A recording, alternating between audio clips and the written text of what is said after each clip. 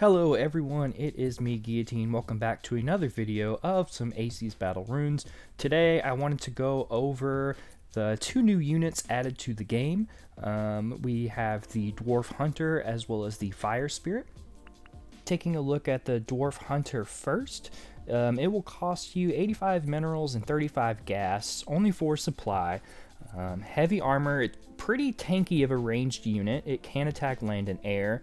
And the only bummer is there's a penalty and it does not pierce strong armor all that well. I'll talk more about that later, but now I think we should move on and introduce the Fire Spirit, which is technically not a new unit. It is a rune. It's a tier 3 rune added for the Pyromancer, which can use 85 mana to transform into the Fire Spirit. It basically does the same stuff that a Pyromancer does, but a lot more damage. This unit definitely has that late game epic feel to it, which I think a lot of players really enjoy. With an exception of maybe Elf, I don't think there are any other units like it in the game. And I really got to hand it to the folks over at St. Joy. Neither of these units feel very overpowered. They're definitely balanced. Is even the Flame Spirit, which you'll see in a little bit, can be quite intense. It costs a lot of money to get to. It's an investment, so it's risk reward. But anyways, let's get into the Dwarf Hunter. This unit is very effective when attacking workers, very effective in a drop like this. You get a lot more value out of the hunters than you would the old school Iron Pants drop, and you can get to it much quicker. And the hunters are also going to be able to take out the tower and the castle sometimes before your enemy even has a chance to respawn. The bummer here, though, is that they're not great against heavy armor, so what I would do is suggest pairing them with units like Spearmen or Voduns, who are able to pierce that armor and allow the hunters to add significantly to the damage per second. And this trio of units is also very good at taking down buildings, so if you want to build an army around hunters, I would suggest having one or both of these units in that deck. So now, moving on to the Flame Spirit. When I first started trying to get footage of the Flame Spirit in action, I found myself losing a lot because you have to invest a ton of resources to get to it, plus time for your Pyromancer to build up enough mana. So behind me, what I did was I hopped into a custom game to start workshopping some things, and I wanted to see how fast I could possibly get a Flame Spirit on the map, the fastest way possible. So here I'm just strictly building workers and building my tech buildings as fast as possible. I've got the extractor and the laboratory out, and so once the gate's up, I can start the research. One thing that became very evident early on was that one Flame Spirit is not going to do much of anything.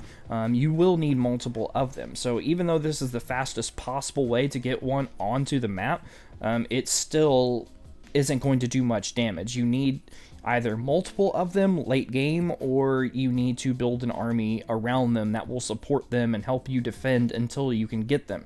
My Pyromancer's out on the map. I built him a little bit earlier because, like I said, it does take quite a minute to get that 85 mana. And as soon as I have the resources, I'm going to also start the tech, and here he's morphing. He's morphing at 335 into the Flame Spirit. So just for some perspective, 3 minutes and 35, if someone's rushing you, you're dead. If someone is just building a standard kind of 2-3 base and attack, they're already well on their way, and you have one unit to defend yourself. So it's definitely a late game option, not an early game option. But here you can see them added to an army, and they're just doing a ton of splash damage, chewing through orcs. Yeah, they're pretty awesome. Yeah, I can't lie about that. But here are a few clips that I put together, still working in the lab.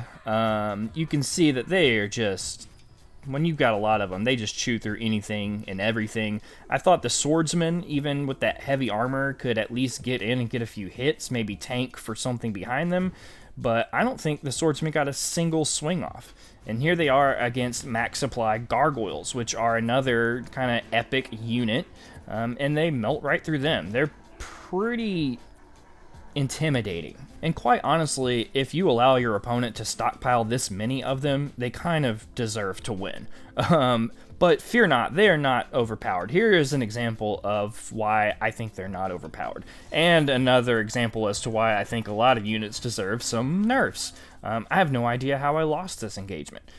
I take the high ground here, and I have 6 Fire Spirits, some Voduns, some Vikings, some Spearmen, and some leftover minions from the Hellgate going up against the current meta of those Tide Commanders, snipers behind them, no scientists, but there's a druid that I believe is going to throw down a Tree of Life, which heals just way too fast. And poison hits. I think mathematically it's a fight I should have won, but whatever. It's proof that they're not overpowered. To show off the Hunter, what I wanted to do was share with you a build that I've been running a lot in team games, high win percentage. It's somewhat of a cheese or rush, but it has a really big macro follow-up. So the first thing you do is you go to your enemy's base, you put a proxy barracks right in the middle of their mineral line. Now the purpose of the barracks isn't necessarily to get it built. What we want to do is buy ourselves some time and to force our opponent to make one of 3 decisions. The first decision, the right decision, would be to kill that worker with a unit that already exists. Our opponent hasn't built a unit yet, and most haven't because most players go gas first. And even if that unit does build in time, if the worker begins building that barracks even within a second, a single unit isn't going to be able to kill it in the time that I need it to be there. The second response that your opponent could have would be to pull workers, taking 1 or more workers trying to kill my worker, but if that barracks goes down, the same thing applies. It's going to be there for as long as I need it to be. And then your opponent has also lost out on time when it comes to mining minerals. And the only other option your opponent has is to allow the barracks to build.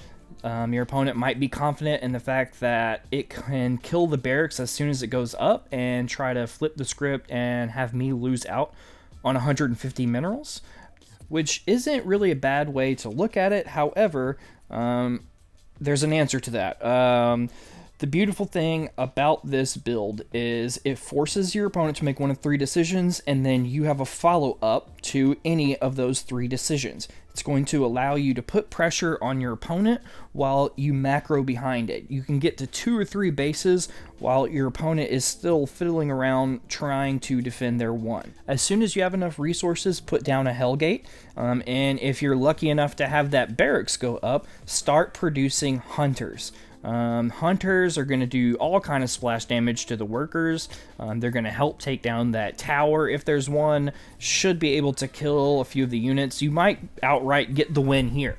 But don't focus on this fight. Go back home and start putting up your expansion, start macroing, and get ready for whatever your second phase of the game is. So I have a few examples of this build in action and a few of the responses for each decision that my enemy has made.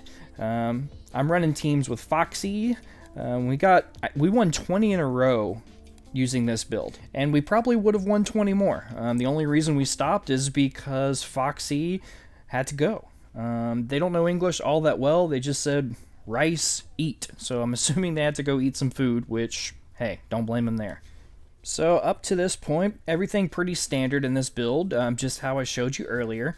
This map is a little bit bigger, so it's going to take a minute for my worker to get across it, but that's okay. The timing should work out on any map. So worker now getting across the map, gonna try to get a barracks down in the middle of that mineral line. I prefer it to be literally in the mineral line or in front of a gas, just so that the workers have to go around it.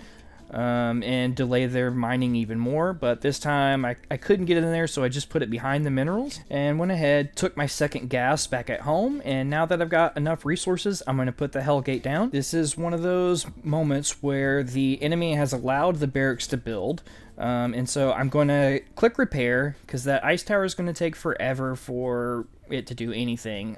He's going to have to spend money on units to defend this. A Hellgate goes down to defend it, so I hold off on building units for just a second, and then the hunters start to come out. Back at home, macro. I'm building a worker and then walking a worker down to where I want to put my expansion. going back to my opponent's base, checking on it, building some hunters as some space frees up. Foxy doing a tower rush above, so kind of a 2v1 rush, but even without the support, you're able to do a lot of damage. I got a little bit hyper-focused on this fight right here just because I thought it was significant. We could potentially eliminate a player really early, so I was just trying to do the appropriate moves I needed to make. But ideally, you are behind this, back at home, getting ready for phase number 2. So as soon as I get the minerals here, down goes the expansion. It's really important to macro behind this just because if your opponent holds, they're going to be able to put together a pretty strong counter. But if you've got the resources, if you were able to get ahead, you should also be able to defend whatever counter comes your way. And so it's starting to look like here that this barracks is going to get overrun, which is fine. All we're trying to do is delay. That's it. This was never an all-in. I'm going to throw down a Hellgate just to delay it even more, kill some of the new workers that have started to produce.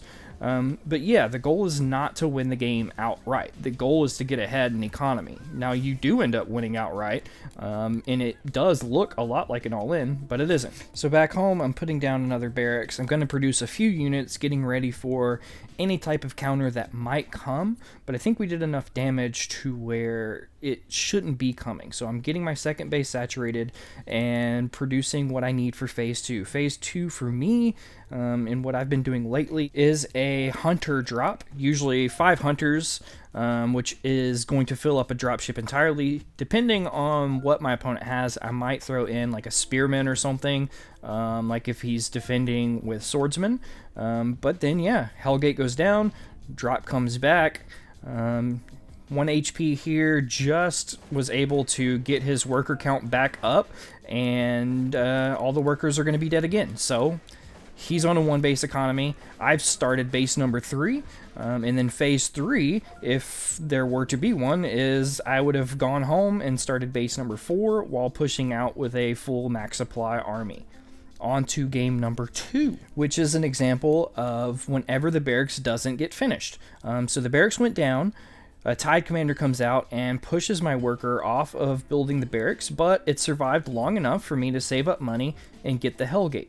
As much as you want to cancel the barracks right away, save it for a minute, because that Tide Commander was still attacking the barracks. Let the barracks suck up the damage, allow your minions to get out, and just before the barracks is dead, get the cancel, get your money back. So the barracks didn't last. What do? We start phase number 2.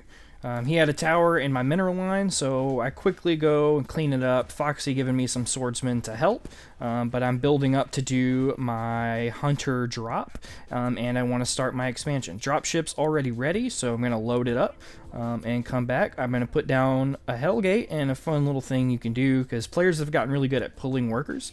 So the Hellgate goes down on the right side, and then the hunters and spearmen go down on the left side, so I'm able to end up killing all of those workers that are running away. Those Tide Commanders can be quite annoying, but if you can get a good surround on them, you can take care of them. Only one of them's not that bad. And then I also, any units I've produced back at home, I'm going to start sending them over this way. I'm going to go into full-on attack mode while I'm still stockpiling minerals in the bank. I can start base 3 pretty much whenever, but 2's not even up, so I'm going to start working on getting it saturated, putting down more barracks, and then move down the ramp. I'm going to take out this tower. I've got enough units to do that, and check if he's got an expansion, which he has, and I'm going to kill all of these workers too. And after that, that was pretty much a good game. Still, never even got to phase 3. So now let's go on to game 3.